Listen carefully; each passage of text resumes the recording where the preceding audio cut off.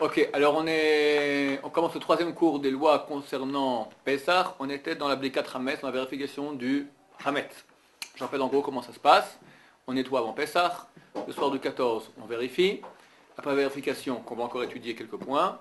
Après la vérification, on fait un bitoul. Bitoul, on va annuler le Hametz qui est en notre possession. Après qu'on va dormir, on se lève le matin, on va faire la prière. Et le matin, on va brûler le Hametz qu'on a trouvé dans ce qui nous reste du Hametz, ou ce qu'on a trouvé durant l'abdika, durant la vérification, ou ce qu'on a laissé de façon volontaire pour le repas du matin. On le brûle, et après le brûler, on fait la grande mitzvah qui, elle, d'après la majorité des poskim, des décisionnaires, c'est la mitzvah de la Torah, qui est l'annulation. L'annulation dans le cœur, qui est l'essentiel de ce qui est marqué dans la Torah, Tashbitu. Alors on revient maintenant à la vérification qu'on fait le soir. C'est après brûler le bitoul? Ouais, après qu'on ait brûlé, on fait le bitoul, on fait l'annulation.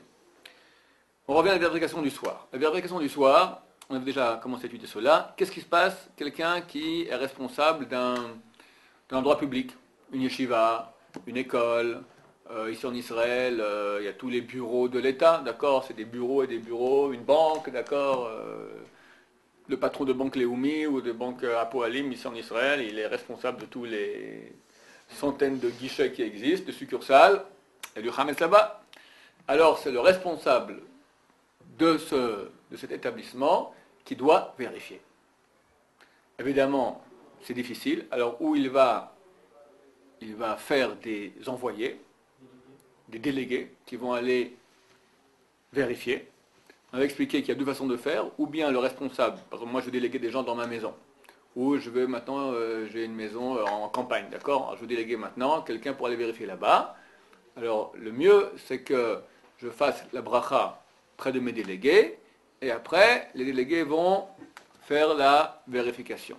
Ils sont rendus quittes par ma bracha, et moi je pense les rendre quittes. C'est à condition que moi-même je veux aussi aller vérifier. Mais si maintenant je ne vais pas vérifier, je suis le PDG de Banque Apoalim, et puis mes banques, tant pis, j'ai pas mal de PDG qui vont le faire à ma place. Ou quelqu'un, il est malade, à l'hôpital, il ne peut pas bouger de son lit, il ne peut pas faire de vérification. Il aurait bien voulu, mais il ne peut pas. Alors il fait des délégués. Dans ce cas, ce sera le délégué lui-même qui va faire la bracha. Ou si maintenant le responsable n'est pas là, par exemple la maison de la campagne n'est pas à 5 minutes d'ici, elle est à 1 heure d'ici, elle est à 2 heures d'ici. Il ne va pas faire maintenant la bracha, il va prendre la voiture, aller 2 heures. Alors le délégué, il va sur place et fait la bracha lui-même. En ce qui concerne le bitoul, l'annulation, là, l'annulation, comme on le verra ultérieurement, elle peut se faire n'importe où. Moi, j'ai du Hametz dans le monde entier, je suis PDG de, je sais pas moi, de IBM, d'accord, j'ai des succursales dans le monde entier. Je peux annuler de ma place, depuis mon île à Hawaï, je peux dire tout le Hametz qu'il y a en possession, il est annulé. Pas besoin d'être près du Hametz pour l'annuler, on peut annuler à distance. Donc, dans tous les cas, on fait des délégués pour la vérification, mais pas pour l'annulation. L'annulation, on peut annuler nous-mêmes. On doit annuler nous-mêmes a priori. Donc, les endroits publics, ce sera une façon de faire. Deuxième façon de faire, tout simplement, on vend un goy. On vend un goy, on vend les bureaux, on vend les banques, on vend tout cela à un goy, et dans cela, c'est valable aussi, pas besoin de vérifier si on vend à un goy. Quelqu'un qui est propriétaire et qui doit des goyim, il doit les vérifier? Non, du moment que tu loues un appartement, que ce soit un goy ou un juif, tu es déjà débarrassé de toute obligation. C'est celui qui loue, s'il est juif, qui doit vérifier. Par exemple, quelqu'un qui vend sa maison à un goy, parce qu'il vient passer ses vacances en Israël au bord de la mer Morte, d'accord? Alors il doit vérifier, quand il arrive dans sa chambre de l'hôtel, il doit vérifier. S'il arrive la veille, c'est-à-dire le soir de la vérification, le 14 au soir, la veille de Pessah, il vérifie avec bracha, avec le nerf, dans sa chambre d'hôtel. C'est obligatoire, il n'a pas le droit de rester là-bas. Il arrive la veille de Pessah, c'est-à-dire le matin, juste avant Pessah, ou l'après-midi, 2-3 heures avant le soir du Seder. Quand il arrive, il vérifie. Bien que maintenant, le moment, la vérification est déjà passé depuis longtemps, et déjà maintenant c'est du Hametz, c'est interdit, il doit vérifier. La Mishnah dit très clairement, tu n'as pas vérifié au bon moment, tu vérifies le lendemain. Sinon pendant la fête, sinon même après la fête. Après la fête, parce que du Hametz, à propos de sur lequel la fête est passée, qui n'a pas été mis de côté, et qui n'a pas été éliminé, alors il est interdit à la consommation. Donc dans tous les cas, on doit vérifier quand que ce soit, on doit vérifier. Tu arrives à l'hôtel 2 heures, 1 heure, pendant Pessah, tu vérifies. Oui. Il y a beaucoup de gens donc, qui vendent leur maison, leur appartement, et c'est quoi le bon timing pour vendre? Est-ce qu'on peut vendre la veille de Pessah ou est-ce qu'on peut vendre 30 jours avant tu Pessah? peux vendre quand tu veux. Quand? Simplement, la vente, elle devient effective avant le moment où nous transgressons l'interdit d'avoir du Hametz. C'est quand? Alors, je voulais en parler un peu plus tard, mais déjà tu m'en parles, on va voir. Le lendemain matin, comment ça se passe? Le lendemain matin, on a le droit de manger du Hametz. On peut manger du Hametz. Entre nous, c'est pas tellement conseillé, parce que on a encore plein dans les dents. Et dès là, le début de la 5e heure, fin 4e, 5e heure, après le lever du jour, l'aube, c'est marqué, ce temps-là est marqué dans tous les calendriers juifs, il dépend des pays et des endroits dans le pays. On compte 4 heures, on prend la journée, depuis l'aube jusqu'au lever des étoiles, les 3 étoiles, on prend cette distance, cette période de temps, on la divise en 12 parties et tu prends 4 heures. Fais un tiers de la journée. Après un tiers de la journée, en partant depuis l'aube, tu n'as plus le droit de manger du Hametz. C'est interdit des Rabbanan. Tu as le droit encore d'en profiter. C'est quoi en profiter? En donner à des animaux, en vendre à un non-juif. Tu as maintenant 100 bouteilles de whisky, tu les vends à un non-juif, c'est permis, tu fais de l'argent avec, c'est du Hametz. Le Hametz n'a pas le droit d'en profiter durant la fête de Pessah, c'est interdit. C'est un des interdits à propos duquel il y a interdit même de profit. Mais durant cette période encore d'une heure, la 5e heure, tu peux encore en profiter. Dès que la 5e heure est finie, fin 5e, début 6e heure de la journée, interdit non seulement de manger ça depuis la fin de la 4e heure, mais aussi d'en profiter. Dès fin 6e heure, donc dès midi, c'est-à-dire dès le milieu de la journée, ça devient un interdit de la Torah. Et là, dès ce moment-là, tu ne peux plus rien faire avec ton Hametz, tu es en train de transgresser un interdit, tu ne peux même pas le vendre à un goy. Tu ne peux pas le vendre à un goy parce qu'il n'est plus à toi. Il est à toi dans la mesure où tu transgresses un interdit, comme si c'était ton Hametz, mais tu n'as plus de possession maintenant pour le vendre. Parce qu'il n'a plus aucune valeur.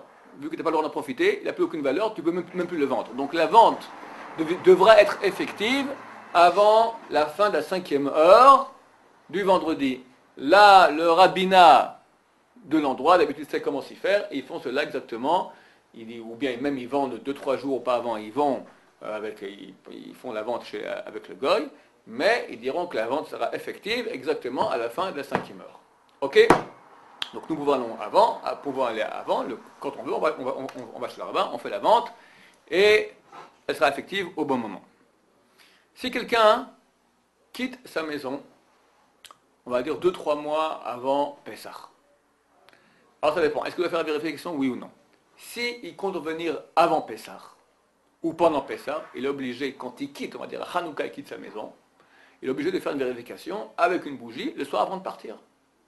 Parce que même s'il compte revenir 4-5 jours avant Pessah, on a peur qu'il ne va pas trouver de billet d'avion, il y aura un retard ou quoi que ce soit, et il arrive une heure avant Pessah, et toute la maison est pleine de Hametz, il n'a pas fait l'abdika. Donc, quelqu'un qui part en comptant revenir avant Pessah à la maison, il est obligé de vérifier son Hametz avant de quitter la maison, même si c'est quelques mois avant. Si quelqu'un quitte sa maison en ne pensant ne pas être dans la maison durant Pessah, il ferme la clé, terminé, il revient qu'après Pessah. Doit-il vérifier, oui ou non? Ça dépend. S'il part 30 jours avant Pessah, c'est-à-dire à Purim, avant Purim, il ne doit pas vérifier. Il suffira de dire, il a du là-bas du Hametz, il fera une annulation. Lui, il a son château en Espagne, il va en Espagne un mois par année au mois de juillet-août, il va là-bas en Espagne, il a plein de whisky qu'il aime bien boire, et de bière, etc., plein de Hametz. Alors, quand il ferme sa maison en Espagne, fin du mois août, il n'est pas obligé de faire une vérification. Il laisse comme ça, et ou il vend un goy sa maison avant Pessah, ou il annule, parce qu'il n'a pas d'obligation de vérifier. L'obligation de Chazal de vérifier, elle devient effective que 30 jours avant Pessah. S'il a quitté sa maison en Espagne, son château en Espagne, pour les vacances février, il est allé là-bas, il est resté jusqu'après Purim. Après Purim, c'est dans les 30 jours qui sont avant Pessah, il est obligé de vérifier, bien qu'il ne sera pas là-bas à Purim. Il ne sera pas là-bas à Pessah. Mais vu qu'il est dans les 30 jours avant Pessah, il est obligé de vérifier avec la bougie, sans bracha, parce que la bracha on fait que si c'est la vérification qu'on fait le 14, la veille de Pessah le 14 au soir. Si on fait une vérification auparavant, on l'a fait sans bracha, mais il doit quand même vérifier avec une bougie tout le Hametz qu'il y a dans sa maison. Conséquence pratique de ce que je viens de dire, messieurs qui quittez maintenant la yeshiva pour rentrer à Paris, pour Pessah, vous devez absolument vérifier vos armoires, qu'il n'y ait pas de Hametz dedans. Nous, on vend la yeshiva. D'accord? Mais est-ce que je peux vendre maintenant ton Hametz qu'il y a dans ton armoire? C'est pas mon Hametz, c'est ton Hametz. Donc à toi maintenant, avant de partir, de le vérifier. Tu es obligé de vérifier, c'est qu'il a yeshiva après Purim. Est-ce qu'on peut faire la vérif pour quelqu'un qui n'est pas là, par exemple? Oui, mais c'est bien que quand même tu lui parles au téléphone et on peut faire un délégué par téléphone. Ouais, il y a des gens qui doivent faire deux fois l'abdika alors. Ceux qui partent par exemple, les touristes qui partent de chez eux, qui vont passer le Seder par exemple en Israël. Avant de partir de chez eux, ils doivent vérifier leur maison. Absolument. Quand ils arrivent dans leur hôtel, ils doivent vérifier leur chambre. Absolument. Autre solution, au lieu de vérifier, ils vendent. C'est valable aussi. Chaque chose qu'on vend, pas besoin de vérifier si on vend. On peut vendre et on vend que le Hametz, que veut vendre d'autres. Non, quand on vend une maison par exemple, on vend pas avec le Hametz dedans. Quand on vend une maison, on ne vend pas la maison. Donc le Hametz qu'il y a dedans. On vend que le Hametz qui est imbibé, collé, se trouve le Hametz qui est dans la maison. Collé dans les ustensiles, imbibé dans les ustensiles, ou le Hametz qu'on a. Tu as des biscuits maintenant, tu as du whisky, tu as de la bière. Tout ce qui est Hametz. C'est quoi Hametz? C'est bien qu'on en parle. Du Hametz, c'est n'importe quel produit qui a été conçu avec de la farine provenant des 5 céréales. Ou des 5 céréales eux-mêmes, qui ne sont pas broyées, qui ne sont pas encore en farine, qui ont été fermentées. Quelqu'un est de maintenant c'est Aura, je crois que c'est Aura, de l'orge. De l'orge, c'est une nourriture animale, d'accord? Il donne maintenant ça à son âne, il le mélange avec de l'eau, d'accord? Après quelques heures, l'orge devient fermentée, c'est du Hametz. Chaque céréale qui est fermentée, qui est donc en contact avec de l'eau pendant un certain temps, 18 minutes, au bout d'un moment, il fermente et devient Hametz. Tout cela doit être liquidé hors de la maison ou vendu au goy. Pour que la vente soit effective, il faut qu'il y ait la valeur au moins d'une prouta, comme je dis cela hier, d'un centime d'euro, qui est 5 ou 6 centimes juifs, 5 ou 6 agourotes, centimes de shekel, qui sont environ... Il y a une transaction effective. Il y a une transaction effective, on verra comment on la fait exactement avec le goy. D'habitude, on va chez un rabbin qui est notre délégué pour aller vendre cela au goy, qui va un autre rabbin qui va au rabbinat, et le rabbinat, ils font toute une vente, ils ont tous les papiers de tous les contrats de vente, et ils vendent tout ça au goy pour la période de Pessah. Est-ce que du vin, par exemple, pas cachère, c'est considéré comme du Hametz? Non, est considéré comme Hametz que les produits qui sont, ce que je viens de dire, un résultat des 5 céréales et qui ont fermenté. Qu'est-ce qui se passe pour, par exemple, les médicaments? Médicaments, parce que je dois maintenant jeter toute ma pharmacie de médicaments. Alors ça dépend. Si le médicament, il est fait uniquement de Hametz, c'est que du Hametz, obligé de s'en débarrasser. C'est tous les comprimés. Pardon? C'est tous les comprimés. Un moment. Je parle maintenant de ce qui fait que de Hametz. Les comprimés ne sont pas faits que de Hametz. D'habitude, il y a du Hametz, peut-être. Il y a de l'amidon fait à base de blé, mélangé aux produits médicamenteux. Mais si tu as, je ne sais pas moi, des pilules je sais pas, un placebo par exemple, voilà, qui fait que de farine, ou tu as des pilules d'orge laxative, tu n'as que ça, tu n'as que du Hametz. C'est du Hametz Gamour, alors c'est certain qu'il faut l'éliminer. Il y a un seul cas où il est permis, si il est immangeable pour un chien. On parle de quel chien? Pas un chien gâté de nos maisons, un chien qui vit dans le désert, qui n'a pas mangé depuis 3 jours. D'accord? Comme ça de la Gemara dans Shabbat Kufnun Hey, il s'agit d'un chien désertique sauvage, d'accord, qui n'a pas mangé depuis 3 jours. Donc tu lui mets une pilule maintenant, un médicament, d'accord. Est-ce qu'il mange, oui ou non? S'il le mange, alors il faut s'en débarrasser. S'il ne mange pas parce que c'est pas bon, alors tu peux le garder. Ça c'est une chose qu'un chien qui n'a pas mangé depuis 3 jours ne peut pas manger, c'est plus considéré comme, bien que c'est du Hametz, c'est de la pâte fermentée, mais c'est un état tellement déjà de décomposition immangeable, c'est plus considéré comme du Hametz qui est interdit la fête de Pessah. Comment on peut savoir? Bon, il faut imaginer, d'accord. Maintenant, si c'est du Hametz, ça c'est le Hametz à l'état pur. Si c'est du Hametz, c'est pas l'état pur, mais du Hametz qui est mélangé. Alors là, on descend d'un cran, vu que c'est mélangé, si c'est pas mangeable par la majorité des êtres humains normaux, une pilule d'aspirine. Dedans, il y a un peu de Hametz mélangé à de l'aspirine. D'accord? Ça se mange. T'aimes bien manger un repas de pilule d'aspirine? Ça se mange pas, d'accord? Pour les gens normaux. Donc il n'y a aucun problème à le laisser pendant Pessah. Le problème est si c'est oui mangeable par la majorité des hommes. C'est quoi? Par exemple, du sirop. C'est bon, tu as des enfants qui veulent encore du sirop, tellement c'est bon. Tu as ta pilule, ton aspirine, mais elle est enrobée d'une couche de sucre sucré avec du hametz, mélangé à du hametz. Il faut s'en débarrasser. Des vitamines. Vitamines, dedans un peu de hametz, c'est un bon goût, c'est à sucer, d'accord? Tout ce qui est mangeable par la majorité des êtres humains, bien que c'est mélangé, on doit s'en débarrasser. Si c'est pas mangeable par la majorité des êtres humains, pas besoin de s'en débarrasser. Donc c'est très simple. Quand c'est du hametz à l'état pur, il faut, pour qu'on puisse le garder, qu'un chien qui l'a pas mangé depuis 3 jours ne puisse pas le manger. Quand c'est du hametz qui est mélangé, il faut que la majorité des êtres humains ne puissent pas le manger. Mais il n'y a pas un risque malgré tout que pendant Pessah on en prenne? Et qui dit que c'est un problème? C'est pas un problème. Ça sert à un des rabbanan.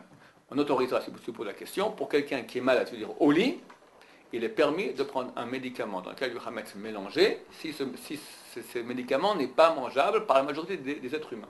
Ça c'est des rabbanan, on l'interdit pour quelqu'un qui est malade au lit, bien qu'il n'est pas en danger de vie ou de mort, il est permis pour un malade qui est au lit, alité, d'accord, pas qu'il a une petite migraine, il se met au lit, une grippe, une bronchite, une angine, d'accord, une vraie maladie, il peut pas se tenir debout, il doit se coucher. Dans ce cas, il est permis de transgresser l'interdit des rabbanan pour ce genre de malade. On peut interdire des rabbanan pour Shabbat, et ici, pour le cas de Pessah, on pourra lui autoriser. Ce hametz, celui qui est mélangé et qui n'est pas mangeable par les êtres humains, puis qu'il est il n'est pas mangeable par les êtres humains, si on le mange, c'est interdit des rabbanan. Le garder sans le manger, on peut. Le manger, on peut le garder, on peut le manger que si on est malade, alité. Si tu n'es pas alité, simplement tu as mal aux dents, maintenant tu veux un truc pour te calmer, tu as un mal de tête, dans ce cas-là, ça sera interdit. S'il y a un danger de mort, dans tous les cas, c'est permis. Évidemment, quelqu'un qui est en danger de mort, on lui permet absolument tout. Ok, on repart un peu des médicaments comme ça. Alors, tout ce qui est crème, savon, détergent, dentifrice, parfum, tout cela, il n'y a aucun problème à le garder et même à nettoyer les casseroles avec, parce qu'aucun chien, même affamé depuis 3 jours, ne boit du parfum ou du détergent ou du savon. Alors pourquoi il D'accord. Bon. Alors c'est vrai qu'il y en a qui sont marqués là-dessus, c'est une khumra be'alma, pour nous il n'y a aucun problème, Sfaradim, on est plus maqués là-dessus, il n'y a aucun problème. Dentifrice, tu prends un dentifrice comme il faut. Tu manges du dentifrice? Un chien qui est affamé, il mange du dentifrice. Ok, si tu es affamé, alors tu prends un dentifrice cachère des Pessah. Sur le hametz, on a l'habitude de racheter tout, de l'huile, du sel, du poivre, alors qu'a priori il n'y a pas du tout de hametz dedans. C'est une khumra aussi. Aujourd'hui, au niveau de l'ingénierie alimentaire, il y a un peu de tout dans tout. Dans mon sel, il y a du hametz. Oui, bien sûr mon cher monsieur. Mon huile. Dans le sel, il y a environ 1% de hametz. Il est où? Le sel, il a tendance à se coller. Pour qu'il soit granuleux comme ça, que tu fais comme ça, on le mélange avec un peu de hametz. Oui mon cher monsieur. Le riz, donc moi je dis le riz Uncle Ben's, je fais un peu de pub maintenant sur internet, d'accord, qui ne colle pas. Il y a 40 ans. Comment on fait pour qu'il ne colle pas? Alors il y a je sais pas comment on appelle ça, en hébreu, une letita, comme ça s'appelle. On fait l'enduit, il y a un système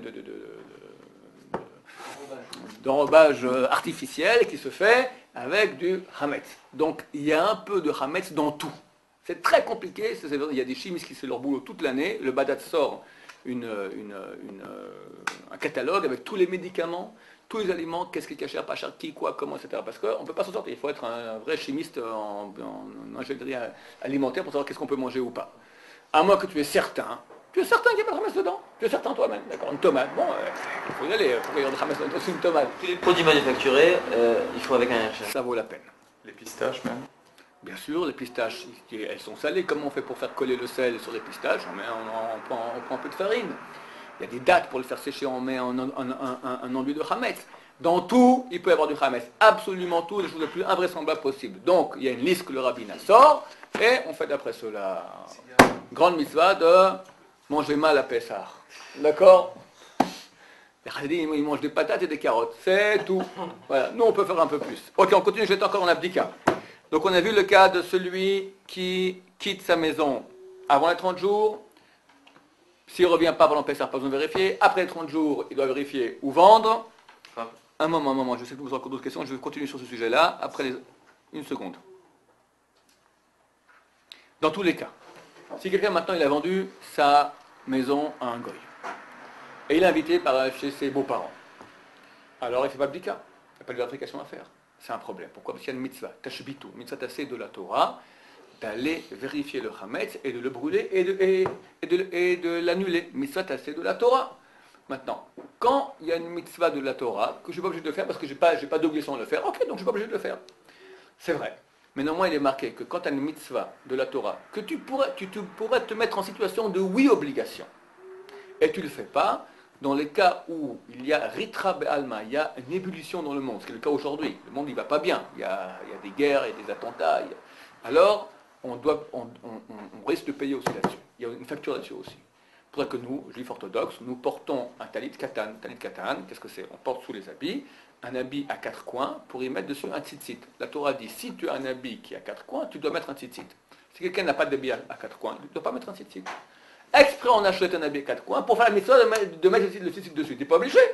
N'achète pas l'habit à 4 coins, tu n'es pas obligé. Mais vu qu'en Idan Ritra, en période d'ébullition mondiale, il y a aussi une facture là-dessus, donc nous nous mettons en obligation d'avoir la mitzvah. Là aussi, il est extrêmement conseillé pour quelqu'un d'avoir un lieu qu'il doit vérifier. Donc s'il est invité chez ses beaux-parents, il demande à son beau-père, beau papa, s'il te plaît, octroie-moi cette chambre dans laquelle je vis. Tu me dis, voilà, cette chambre dans laquelle je suis là chez toi pour la fête, elle est pour moi. Elle est à moi, donc elle n'est pas à toi, c'est moi qui vérifie. Et lui, dès ce moment-là, tu as une obligation de vérifier avec le bracha. Si jamais ton beau-père dit non, tant pis pour toi, tu n'auras rien du tout, alors, il faut acheter une voiture. Si tu as une voiture, tu as l'obligation de vérifier dans la voiture. C'est comme une petite maison, d'accord? Avec bracha, on vérifie dans la voiture avec bracha.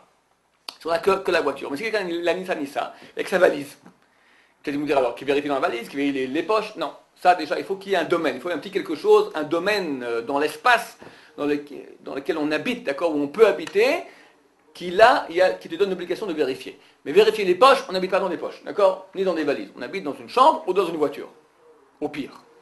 Donc, chacun devra essayer, même si ce n'est pas à lui, il loue par exemple, il loue un hôtel, il loue une chambre, dans tous ces cas-là, il aura l'obligation de faire la vérification le 14 au soir avec bracha. Là, Oui, ta question, mon cher ami. C'est dans le cas où il va passer toute la fête. Non, même un jour. Même un jour. Et on n'a pas dit que si c'était à moins de 30 jours, il faisait la petite chez lui avant? Si à moins de 30 jours avant la fête, il fait la vérification chez lui. Maintenant, s'il n'a pas fait la vérification, il a vendu.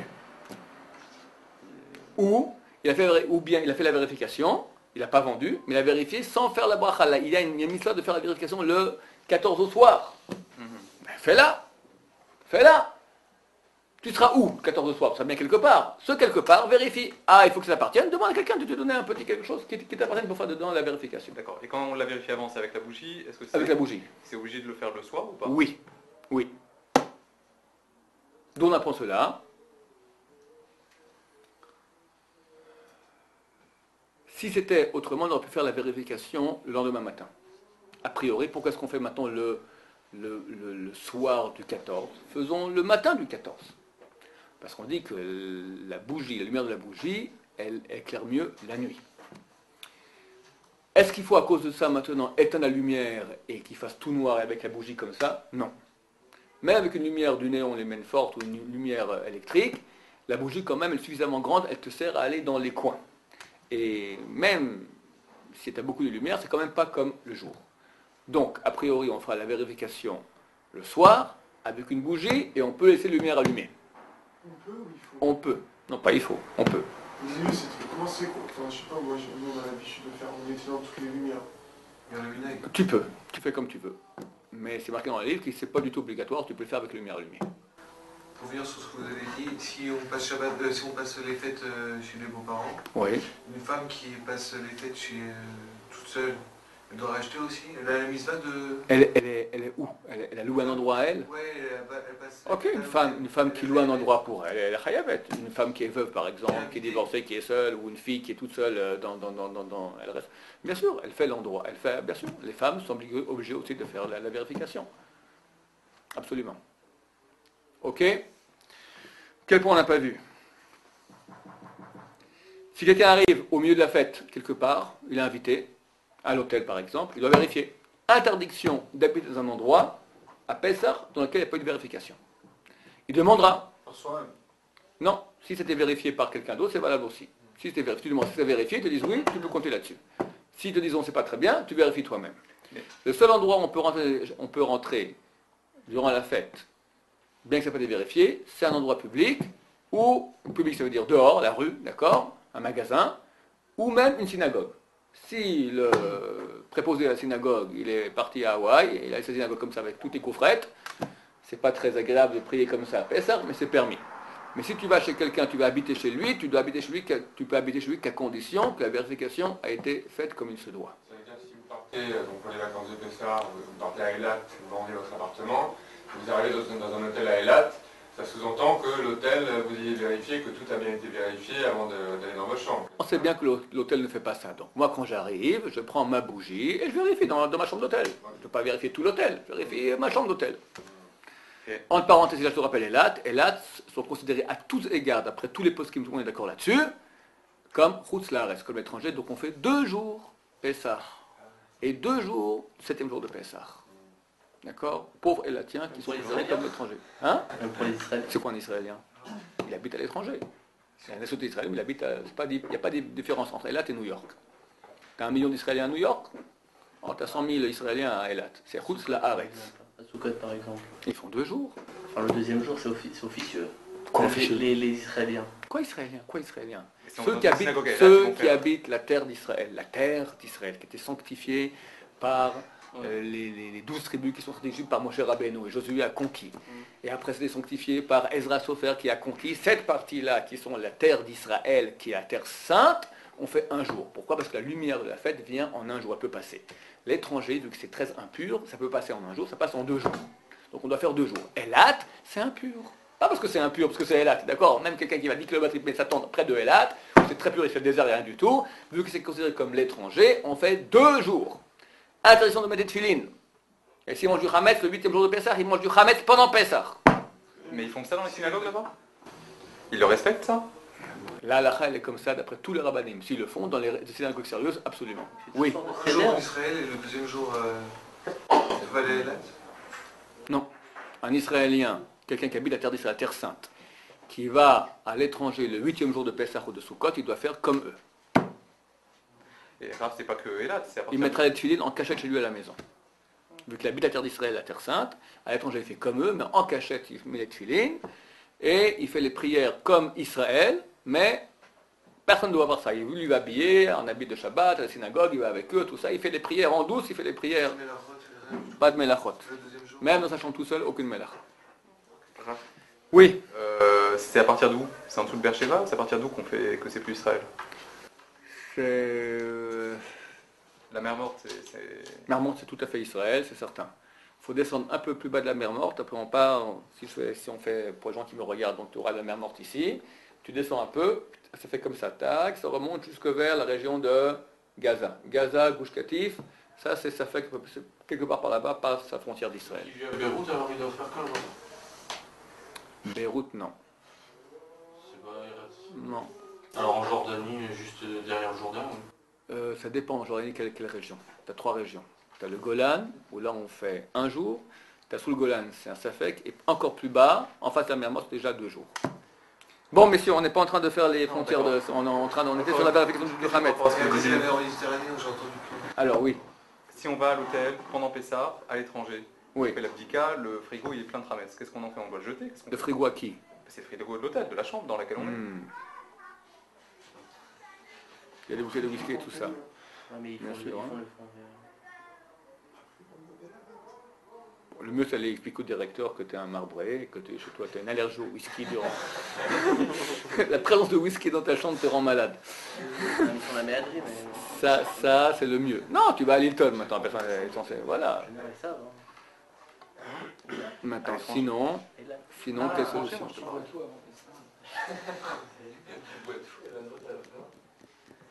Sur les défilés, Rav, Ouais, il n'y a pas d'autre solution. Je veux dire qu'ils enlèvent Éliminer, voilà, et voilà. C'est à toi. À moins que tu fasses une combine avec le propriétaire de l'hôtel qui dise je vous loue la chambre sauf votre frigo. Ok, j'aimerais avancer. La coutume est, quand on fait l'abdikat Hametz, on prend une petite assiette, on met dessus la bougie. C'est bien de mettre un peu de sel après la Kabbalah, ça fait partir les forces négatives. Et auparavant, quand on va faire Arvit, la femme, elle prend 10 morceaux de Hametz, qu'elle va entourer, qu'elle entoure bien, s'il vous plaît. Pas du papier aluminium, c'est pas bien. Pourquoi papier aluminium? Parce qu'après, il faut ouvrir le papier aluminium, parce que quand tu vas jeter après ce Hametz dans le feu, quand ça entoure le papier aluminium, ça va pas brûler, au contraire, ça va cuire, ça c'est un très bon pain chaud, d'accord? C'est ce qui est, donc tu ne vas pas brûler. Donc, on entoure de papier ou une chose pareille, une chose qui n'est pas trop granuleuse pour pas qu'il y ait des miettes partout. Elle les cache dans 10 endroits différents dans la maison. Pas les endroits introuvables, les endroits où d'habitude il y a du Hametz. Ça sert à rien d'aller mettre un morceau de Hametz dans l'intersol, au fond, personne, les endroits normaux, d'accord? Moi je demande à ma femme d'habitude de noter où elle a mis, parce qu'elle oublie toujours. Dans le cas où on a oublié, alors c'est pas grave, à condition que chacun des morceaux soit moins de kazaït. Donc on s'arrangera de faire en sorte que chacun des morceaux soit moins de kazaït. Car on a déjà expliqué, je réexplique, si un morceau fait moins de kazaït et on ne sait pas où il est, alors il n'y a pas de problème de l'avoir en sa possession, vu qu'on fera après un bitoul, on va l'annuler. L'annulation dans le cœur, elle permet que dans le cas où tu as un morceau qui fait moins de kazaït, qu'il soit dans ta maison, tu ne sais pas où il n'est pas sous ta main, alors il est annulé par ton annulation, il n'y a pas de problème là-dessus. Après qu'on a fini la vérification, les morceaux de Hametz qu'on a trouvés et ceux qu'on se réserve pour demain matin pour le petit déjeuner, ceux qui veulent manger du pain le lendemain matin ou pour les enfants, on met dans un endroit qui soit bien gardé. Pas qu'un enfant vienne, il commence à en prendre et il va de nouveau dans toute la maison, il en met un peu partout et là on doit refaire toute la vérification. Donc on met un endroit où il n'y a pas de danger, que les enfants viendront et de nouveau il faudra refaire toute la vérification. Pourquoi 10 morceaux d'après la Kabbalah? Rabbeinu Hari dit que on 10 sphères, d'accord, on met 10 morceaux, 10 sphères du mal, d'accord, on va aller rechercher le Hametz maintenant pour le brûler le lendemain matin. Donc plus d'un kazaït les morceaux. C'est mieux. Moins de kazaït. Moins. Chacun des morceaux doit être moins que kazaït. Ouais, moins. Bien que les 10 ensemble vont faire 8 kazaït. Si quelqu'un n'a pas fait la bracha avant la vérification, il se rappelle au milieu, tant qu'il n'a pas fini la vérification, il peut faire la bracha. Il doit faire la bracha. On peut faire la bracha, même si on a oublié, on peut le faire aussi plus tard. Tof, dès qu'on a fini la vérification, on fait le bitoul. Bitoul, annulation. On fera un bitoul, l'annulation le soir, en fin de vérification, et une annulation le matin, après qu'on aura brûlé. Elles sont différentes dans la formule. On va dire une certaine formule, ce n'est pas une formule magique, bien que c'est dit en araméen.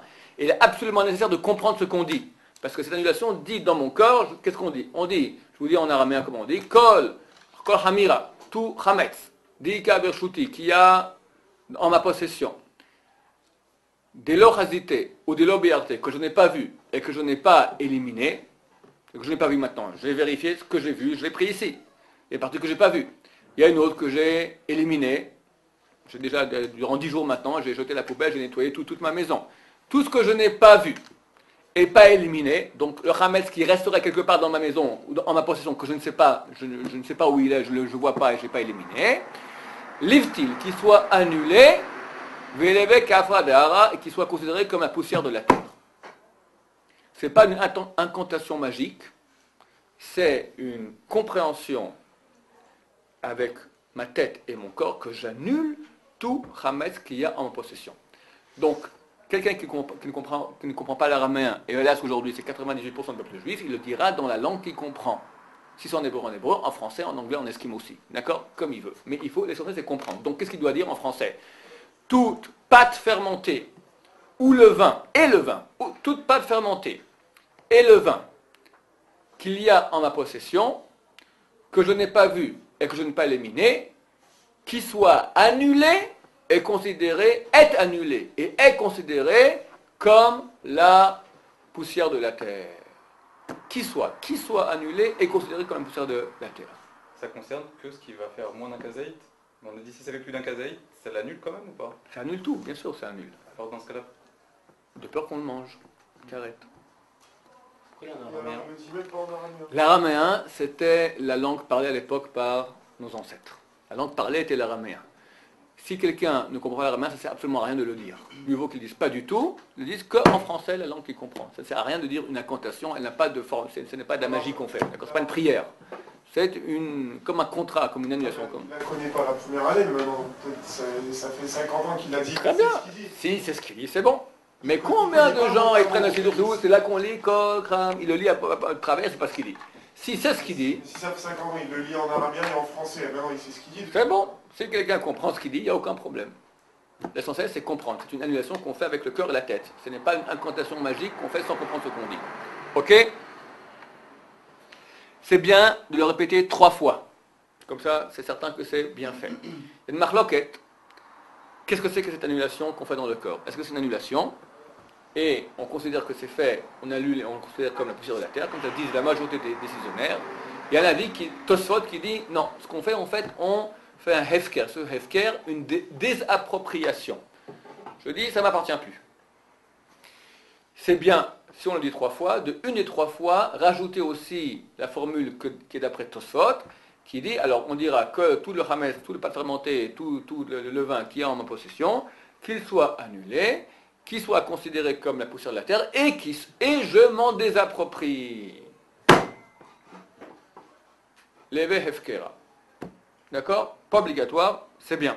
Ah, mais quelqu'un qui mange du Hametz après avoir fait le premier bitoul, alors c'est un problème s'il a fait un bitoul. Non, non, non, non. On a bien dit, je suis mébatel que le hametz que je n'ai pas vu, que je n'ai pas éliminé. Maintenant, j'ai encore 4 gâteaux à la crème mangés ce soir et demain. Il n'y a aucun problème. C'est pas ou que je n'ai pas vu ou que je n'ai pas éliminé. Que je n'ai pas vu et pas éliminé. Ok? Les deux ensemble. Ken. Comme je dis, c'est le propriétaire du hametz qui doit l'annuler. Où qu'il se trouve, et c'est lui qui doit l'annuler. Dans le cas où il n'a pas fait, ou parce que c'est un ignare, ou parce qu'il a oublié, alors sa femme fera pour lui. Elle dira, tout le hametz de mon mari, qu'il soit annulé. Si maintenant le propriétaire du hametz a fait un délégué pour aller faire la vérification, mais lui il ne s'y connaît pas, il veut faire bien, écoute, je te fais déléguer, occupe-toi de tout. De A à Z. Moi, je ne sais rien dire, je ne sais pas quoi, c'est un cours de Rav Shahir, à compris Internet, c'est trop compliqué, je ne comprends rien du tout. D'accord? Fais-le pour moi, toi tu as compris le cours, ok, alors tu peux faire un délégué comme ça. Dans ce cas, le délégué dira tout le hametz il dira le nom de la personne, Richard Ben Guigui, d'accord? Richard Ben Guigui, tout son hametz, que tout son hametz soit annulé et soit considéré comme la poussière de la terre. C'est valable aussi. C'est pas le mieux c'est que le propriétaire lui-même le fasse. Mais s'il ne fait pas, un autre pourra le faire à sa place. Pour la dika qui a été faite avant, oui. C'est une dika, on doit juste chercher le pain ou on va faire la même cérémonie avec les 10 morceaux de pain et tout ça? C'est pas, les 10 morceaux de pain, c'est une khumra. C'est pas obligatoire. Je pense pas que les soirs d'avant, il faut aller mettre 10 petits pains. Tu veux le faire, c'est pas interdit. Mais l'essentiel, c'est de vérifier avec une bougie qu'il n'y a pas de hametz. Et si on l'a fait, on doit garder les morceaux de pain pour les brûler Non. Si tu le veux, oui, mais c'est pas obligatoire. Toute cette histoire des 10 morceaux de pain, c'est une coutume. C'est bien, c'est appliqué Kabbalah, c'est bien, c'est pas du tout obligatoire. Qu'est-ce qui se passe maintenant? Quelqu'un, il est là par exemple pour les fêtes, il vient de New York, il vient de Los Angeles. Maintenant, lui, il a vendu, avant de partir, il a vendu sa maison au rabbin de Los Angeles. Maintenant, lui est en train de faire son seder ici. Comment ça commence? Kadesh, Urechatz, il est comme ça, en train de boire son verre de vin, il mange la matzah. À Los Angeles, maintenant, c'est quelle heure? C'est 8 heures du matin. Et la vente de son hametz n'a pas encore eu lieu. Donc, cher monsieur, maintenant, tu as du hametz en ta possession, tu es en train de transgresser l'interdit de la Torah d'avoir du hametz. Avec la France, ça peut être aussi le cas. Quelqu'un, il est ici, alors c'est pas avec un décalage aussi grand, mais un décalage de bien 1 ou 2 heures. C'est-à-dire que la 6e, fin 5e heure, début 6e heure de la journée, il est interdit d'avoir du hametz en sa possession. À ce moment-là, la vente n'est pas encore effective en France, vu qu'ils ont un décalage de 1 ou 2 heures. Donc toi maintenant, bien que tu as vendu ton hametz au rabbin du coin, ton hametz maintenant n'est pas vendu à la bonne heure. Donc tu te transgresses interdit d'avoir du hametz en ta possession. Donc il est nécessaire de vendre son hametz à un rabbin du coin ici. Ou dire au rabbin en France, je vais en Israël, s'il vous plaît, faites en sorte que la vente avec le goy ait lieu d'après l'heure israélienne. Sinon, tu transgresses l'interdit. Faire bien attention à cela. Ce n'est pas l'endroit où est le hametz, c'est l'endroit où je suis moi. L'interdit n'est pas sur le hametz. L'interdit, il est sur moi. Donc moi, je ne dois pas avoir du hametz en ma possession, bien que le hametz se trouve maintenant à Honolulu. Compris? Ok. En ce qui concerne les choses qu'on doit éliminer, on a parlé maintenant du hametz qui est à l'état pur. C'est évidemment qu'il faut l'éliminer tant qu'il est comestible par un chien qui a mangé depuis 3 jours. On a parlé des médicaments. Il y a encore 2 choses dont j'aimerais en parler. Des fois, des gens font des décorations avec des graines de blé et d'orge. Ils ont un beau tableau comme ça. Les enfants, ils ont fait tout un beau tableau. Alors, c'est du hametz, d'accord? C'est des graines, de l'orge, avec de l'eau dessus, c'est du hametz. Alors, si on a mis sur ces graines-là de la couleur ou de la laque, il y a des preuves de la Gemara comme quoi ça va. On peut le garder, il n'y a aucun problème. Deuxième cas dont je voulais parler aussi, les aliments pour les animaux. Quelqu'un maintenant, il a un aquarium avec des poissons exotiques qui valent $1000 le poisson exotique, et si tu les nourris de matzah pendant les 7 jours de Pessah, ils vont devenir rabbins, d'accord? Un rabbin, poisson qui devient rabbin, ça n'intéresse personne.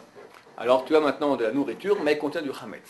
Alors c'est comme le cas des médicaments, avec une petite nuance comme ça. Si c'est un mélange de hametz avec autre chose, et c'est pas mangeable par la majorité des êtres humains, alors c'est permis. Avec une condition supplémentaire, il ne faut pas qu'il y ait des morceaux de hametz en eux-mêmes. D'accord? Quand on parle d'un mélange, c'est vraiment mélanger complètement. Ou une poudre, ou encore mieux des capsules. Mais si tu as un petit grain de hametz avec un autre petit grain de autre quelque chose, vu que tes petits grains de hametz sont des grains de hametz pur, dans ce cas-là, c'est vraiment un problème. Il faudra donner le poisson exotique à son voisin chinois qui s'en occupera pendant les 7 ou 8 jours de... qui va le manger lui-même, ouais. Pour les 7 ou 8 jours de Pessah. On va s'arrêter ici. Baruch Adonai, l'Olam Amen.